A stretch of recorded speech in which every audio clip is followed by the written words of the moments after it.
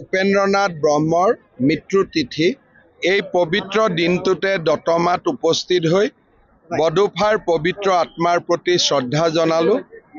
সমান্তৰালভাৱে দতমাত UPPL দলৰ আৰু BJP দলৰ নিৰ্বাচনী প্ৰচাৰ অভিযানত অংশগ্ৰহণ কৰিলো।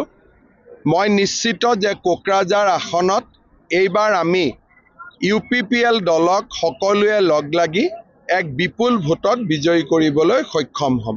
মই পুনৰবাৰ কোকৰাঝাৰ সংসদীয় সমষ্টিৰ ৰাইজক UPPL দলৰ প্ৰাৰ্থী জয়ন্ত বসুমতাৰীক ট্ৰেক্টৰৰ চিনত ভোট দিবলৈ অনুৰোধ জনাইছোঁ। বৰপেটাতো আমি জিকিমেই, তাত কোনো অসুবিধাই নাই, AGP তাত জিকিবই। ধুবুৰীত মই অহাকালি যাম। এতিয়া 400 পাৰ হৈ পেলাই কালি অমিত শ্বাহে কৈছে আপকি বাৰ 500 পাৰ। এতিয়া আমি অহা 2029 ইলেকশ্যনত 500 পাৰৰ যোজনা এতিয়াৰ পৰা আমি বনাব আৰম্ভ কৰি দিছোঁ। ইলেকশ্যনত যোন উঠে এইটো জিকিব ক'বই লাগিব, সি কেনেকৈ হাৰিব বুলি ক'ব। উপেন্দ্ৰনাথ ব্ৰহ্মৰ মৃত্যু তিথি এই পবিত্ৰ দিনটোতে দতমাত উপস্থিত হৈ বডোফাৰ পবিত্ৰ আত্মাৰ প্ৰতি শ্ৰদ্ধা জনালো। সমান্তৰালভাৱে দতমাত UPPL দলৰ আৰু BJP দলৰ নিৰ্বাচনী প্ৰচাৰ অভিযানত অংশগ্ৰহণ কৰিলো।